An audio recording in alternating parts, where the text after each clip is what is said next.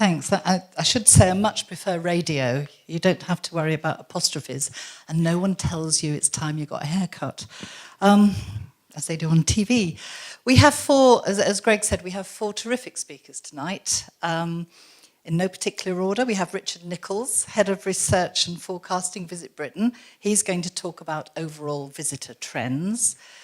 Max Clapham MTS, Client Services Director of BDRC, talking about wellness trends. Those of you on dry January, I expect will be listening very carefully.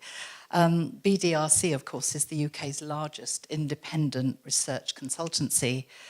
And Kieron Dodd, who's very kindly stepped in at the last minute because his chief exec is undergoing some medical treatment tonight. But Kieron joins us as sales director from Great British Chefs, concentrating, he'll be talking about food tourism, a subject very close to my heart. And finally, Sam Vining, Head of Research and Insight at iCrossing. And that's the global digital marketing agency with 9 offices on 4 continents.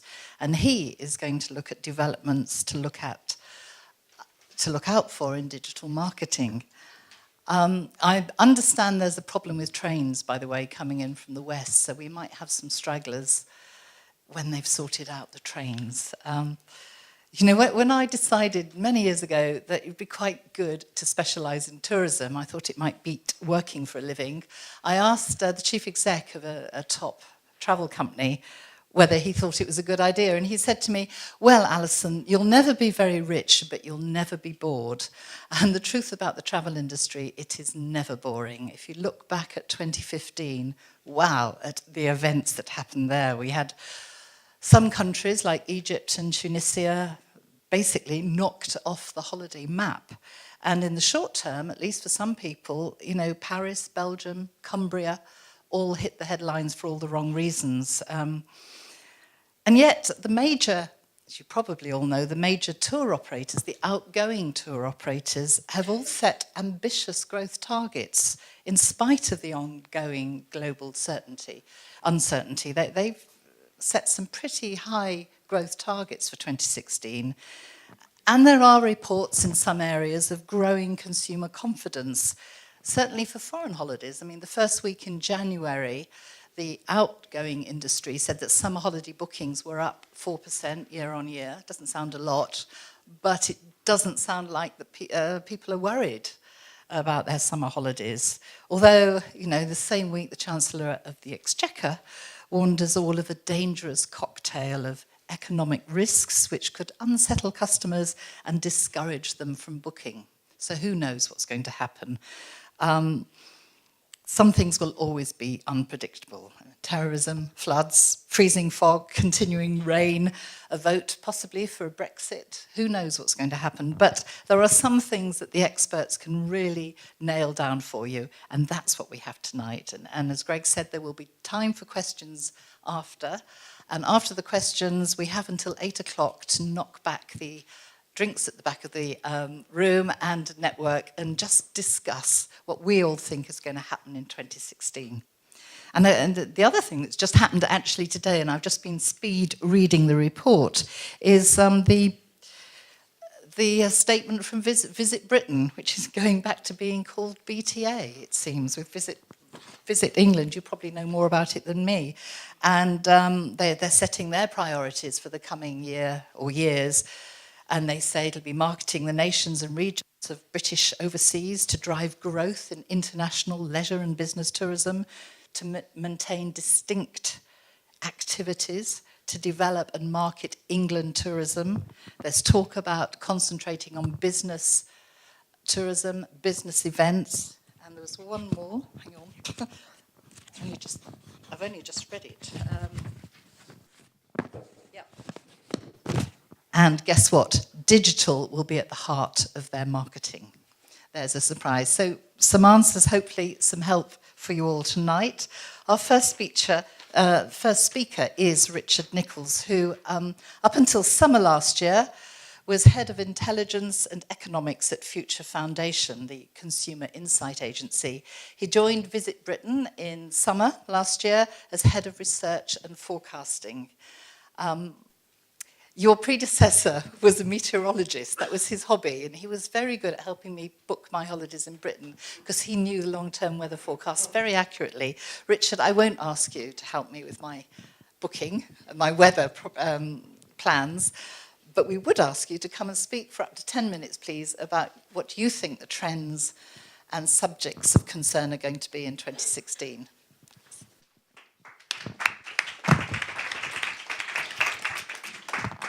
Thank you very much. Is the mic working? Yes, I think so.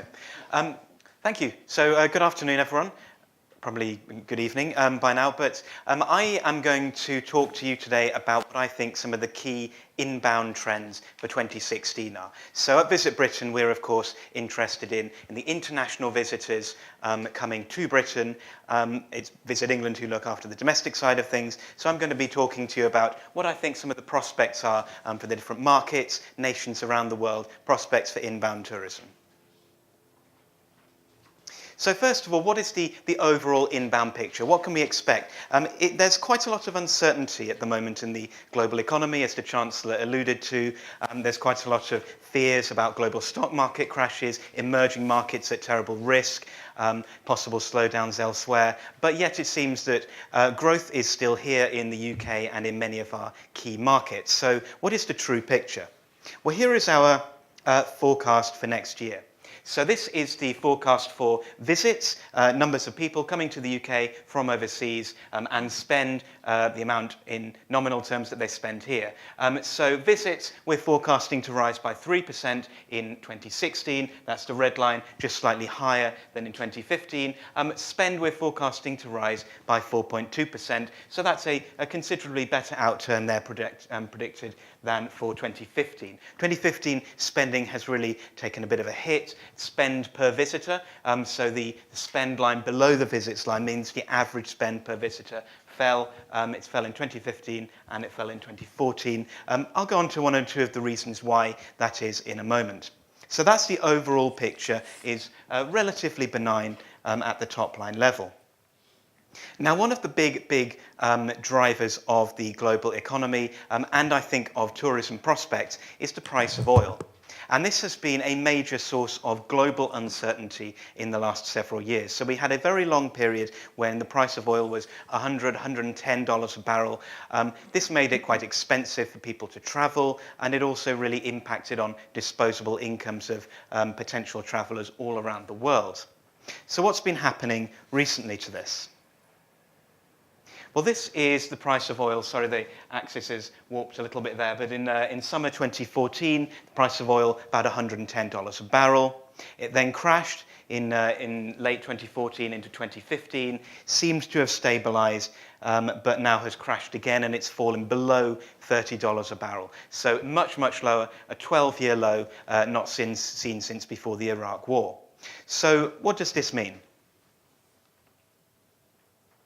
It's likely that the oil price is going to stay low throughout 2016, and the first major implication of this is that the cost of transportation falls. So the cost of air travel, cost of all forms of travel, consequently falls. So it's cheaper for visitors to get here, to get almost anywhere actually. So it's a rising tide for all boats.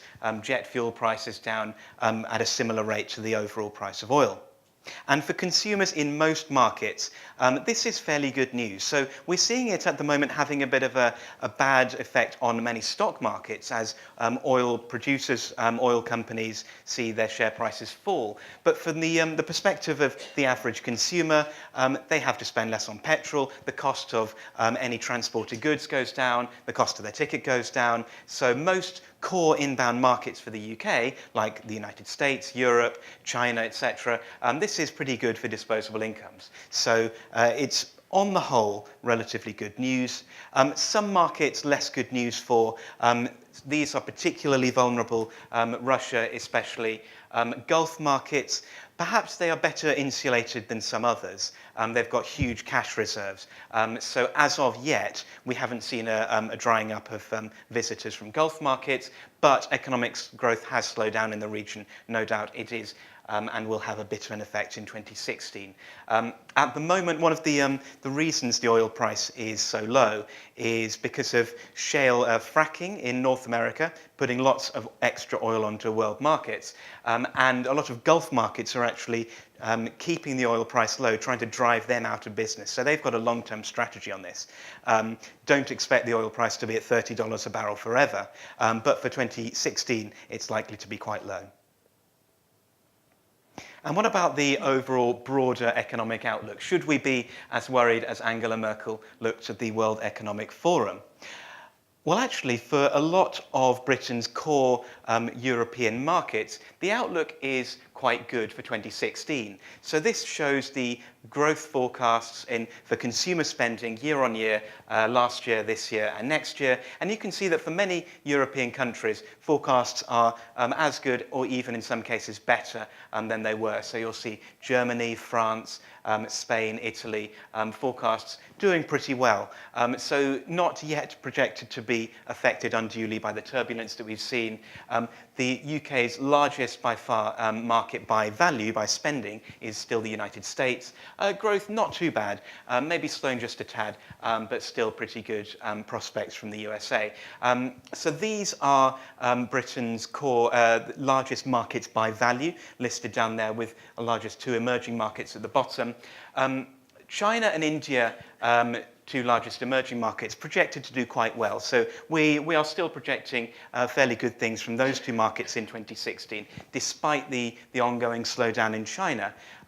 The consumer sector there is actually doing better than the business sector, the infrastructure. So consumers in China still, as of yet, spending. A lot of other emerging markets, however, the likes of Brazil, Russia, have slowed down a lot more. And some are in recession. So many other emerging markets are simply not going to provide the heady growth rates that we might have expected a few years ago. But the two biggies, yeah, we think they're still going to do quite well this year.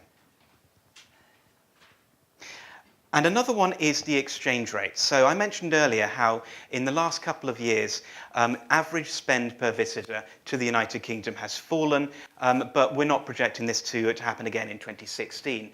And the UK has been hurt in terms of inbound spending by the strong pound over the last few years. So this chart here, it shows the weighted exchange rate index that the Bank of England publish. What this is it is weighted to Britain's core trading partners. So the more important a trading partner is, the more effect it has, which is actually very, very close to the pattern of inbound spending from different markets, so United States and Eurozone dominating. And you can see here, over the last year or so, 2015, a strong pound there, much stronger than in that period. But in the last few weeks, the pound has really fallen. And so this could mean that there's a little bit less of a squeeze this year in inbound spending. So the budget, the holiday budget of visitors to Britain just goes that little bit extra. So the pound has fallen against the dollar, it's fallen against the euro, and these are our two core currencies. However, a few emerging markets, I mentioned, they've been having problems, and so the currencies of the likes of Russia, Turkey, South Africa, Brazil, this is the proportion by which they have fallen against sterling in the last year. So the holiday budget of the average Brazilian visitor is 40% less than it was this time last year. So many emerging markets, different picture, their budgets will not go very far. So what does this mean for the overall inbound picture? Well, the outlook is pretty steady for Britain's core markets, relatively benign economic conditions. The strong pound could be less of a burden this year than it was in 2015. Global stock markets have had huge volatility in January, but the consumer picture at the moment is still looking okay. The low oil price, generally good news for incomes and, of course, the cost of transport. The China slowdown we are continuing to monitor because it does seem to be getting a little bit worse than was forecast even a few months ago. But as of yet, hasn't really affected the visitor numbers. But the strong dollar is also driving emerging market problems. Some of their debt, for example, is denominated in US dollars. So a strong dollar is pretty good news for American visitors and their spending power to here, but it's bad news for many emerging markets. So there's still plenty of risks. So the Chancellor was right to point out that it's still a mix of risks that the UK economy faces, and the inbound tourism picture is no exception. Okay, so I've looked at the kind of hard stats, the economic and visitor forecasts. I'm just going to touch on a few trends for 2016 now, a few more topical thematic trends. Now, the first one is looking at the theme of literature. So there are lots and lots of famous literary anniversaries that Britain is celebrating this year. So we've got the 100th anniversary of Roald Dahl, Charlotte Bronte, 200th anniversary of her birth, Beatrix Potter, 150th anniversary, and it is the 400th anniversary of the death of William Shakespeare. So literature is a big thing that we're thinking about in our marketing for this year. Also, there's a bit of a lack of key sporting events in the United Kingdom this year. Previous years, we've had Rugby World Cup, Commonwealth Games, Ryder Cup, etc., Cricket World Cup in a few years' time, small matter of the Olympics. There's a certain amount of lack of great sporting events, so we're thinking what are the other opportunities we can get. Literature is certainly one that presents itself, and the Shakespeare anniversary, the 400th, is one that we are using in our marketing. So there's plenty we're doing there. We're working with Marketing Birmingham and Shakespeare's England in the British Council on lots of work there. Shakespeare is Great, part of our Great Britain campaign. Lots of social media activity to do with Shakespeare, with Visit Britain's content and British Council's content. Lots of content on our blog. And there's a campaign that we're doing in Spain, because the exact same day that Shakespeare died was the same day that a famous Spanish poet and writer, Cervantes, died. So we're trying to link these two and position Britain as a great place for cultural experiences. So literature is one. Next one is a little bit more of a techie kind of consumer emerging trend that I've called time hopping. Now, what do I mean by this? If you think of those posts that pop up on your Facebook that say, 1 year ago you were doing this, do you want to share it? Or your friends are posting them. They're appearing almost every day, certainly on mine. This is an example of what I mean. There's an app that's called Time Hop itself that does a very similar thing. And what we think this is perhaps something of a reconception of the whole concept of nostalgia and memory. So perhaps nostalgia in the conventional sense, you might be thinking back decades or even centuries to Britain's history. But perhaps this makes nostalgia a little bit more short-term, a little bit more about what happened last year, a few years ago, several years ago. And if you think about the kinds of things people are going to be sharing and going back and looking at their memories on, well, probably travel, leisure, holidays is going to be a huge, huge part of that. So this is a consumer trend more broadly that I think many sectors are going to be interested in.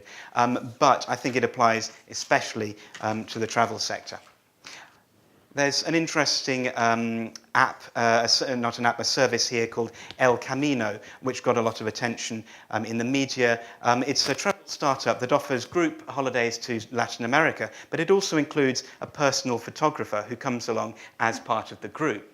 So you can imagine how this is feeding into the idea of sharing your memories and of creating the memories that you can then share and relive in later years and perhaps inspire other people to visit.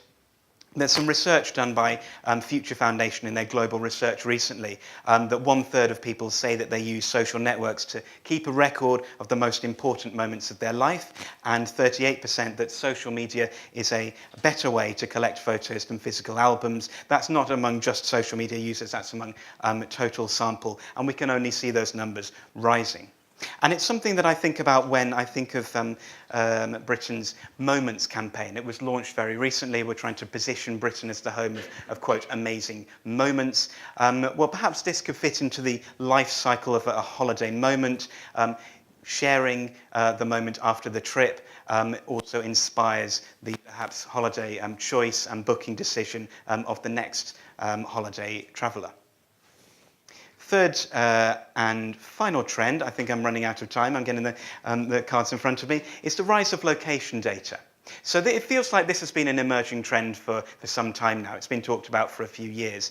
And it's the way that smartphones and other mobile devices can affect the way we interact with our surroundings through location-based data. So being able to pick up on exactly where we are and then tailor content, recommendations and messages accordingly. So perhaps we could see a transition here from planned movement to explored movement with location-based apps and services.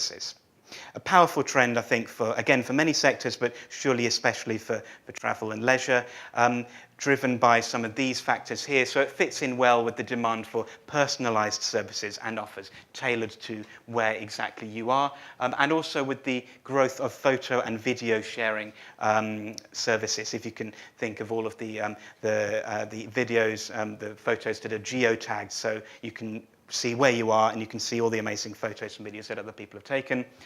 Improvements in beacon technology as well, the growth of wearable devices, but also from the point of view of understanding travellers, understanding the user of these services. Amazing possibilities for analytics, for location tagging can help marketers understand travellers' journeys. Okay, I think I've probably chewed up enough of the time of the evening and gone way over my limit, so apologies for that. I think we're doing questions at the end, are we? Yes. Brilliant. Okay, thank you.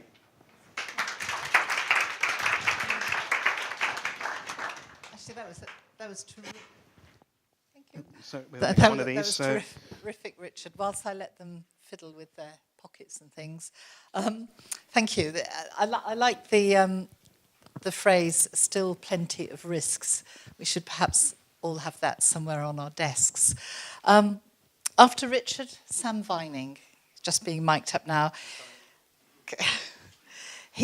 Sam leads a group of research analysts and data strategists at iCrossing's UK's research and insight team. He's the head of the team.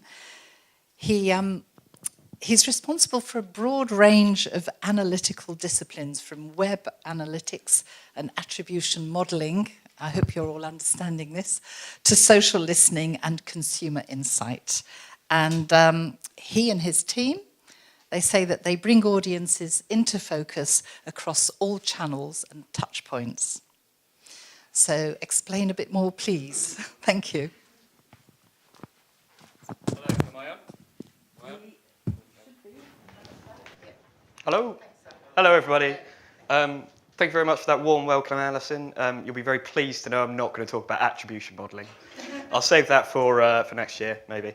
So thank you very much. Just before I kick off, really excited to be talking about digital trends. I just want to explain a little bit about who I am, who iCrossing is, and sort of why I'm standing here. So iCrossing, we're a marketing agency for the modern world, and so it's kind of incumbent upon us to do a lot of crystal ball gazing to work out, well, just to make sure we always know exactly what that means. What does it mean being in a modern world? Really pleased to be here. I also think 2016 is going to be a somewhat transformative year, not just in digital, but maybe just in marketing generally and how we do things. Although I think we're probably coming to the point where we can just annex the word digital and just call it all marketing. This is very digital marketing generalist, but I'll try and draw out some examples as I go as to why a tourism or a travel marketer might care about some of this. But as I was saying, 2016 potentially a transformative year, not least in the way in the devices that we use to communicate. So I'm just going to draw a little graph. This is the only graph in the presentation. I've been very strict with myself. But this is, we're going to see 3 lines on the chart in the moment.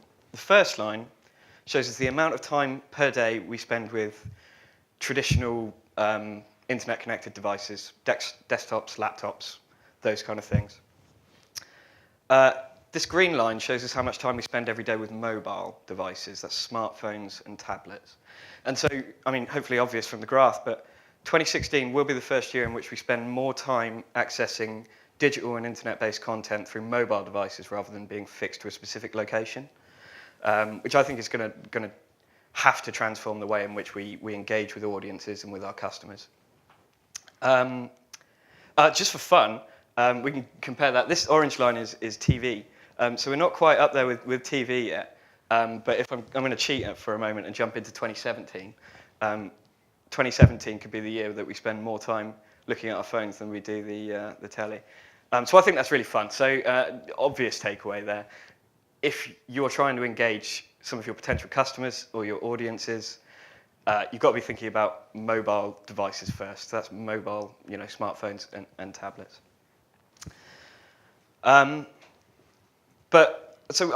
Which begs the question, really, what are we using those devices to do?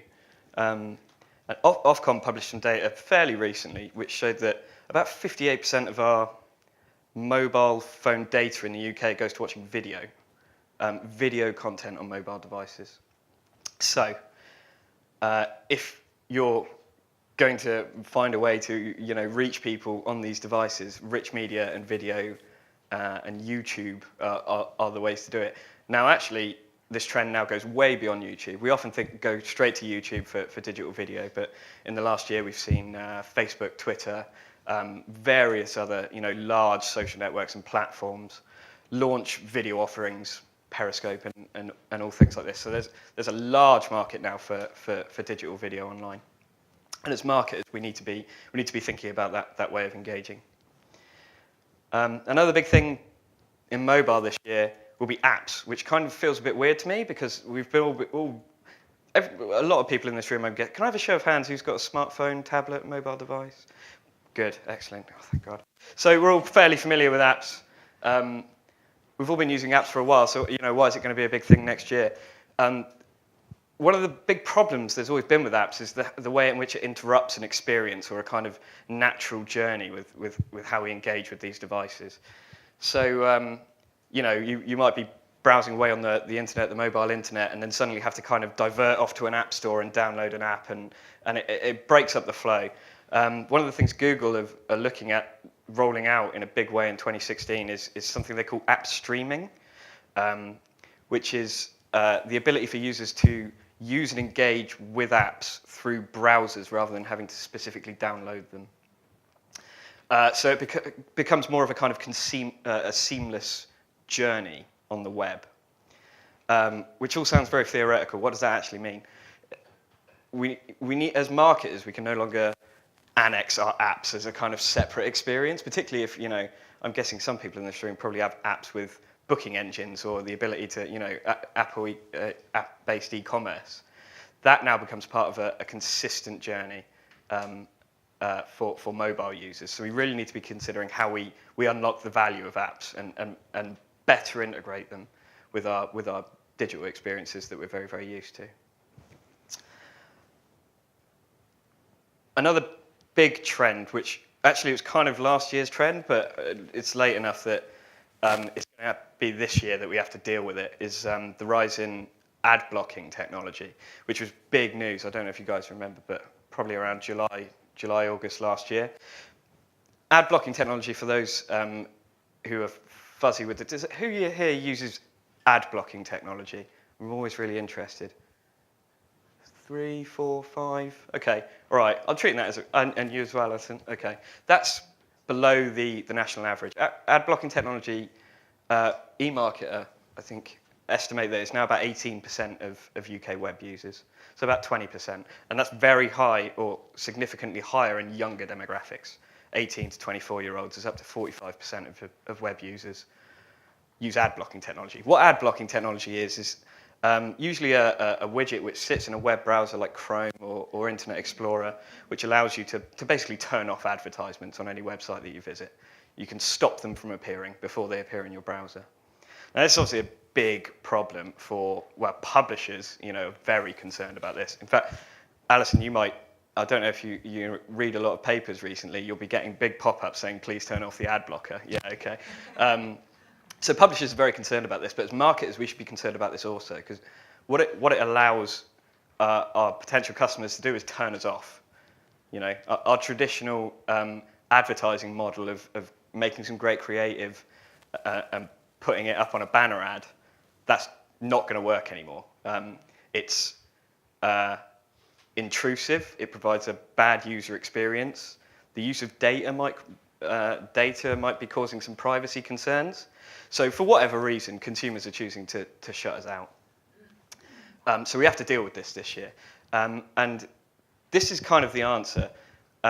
We're all very familiar with the kind of B2C model of marketing communications, which is, we decide what it is that we want to tell people, and then we get them in a position where they have to listen to us. They've got no choice. This is classic broadcast media.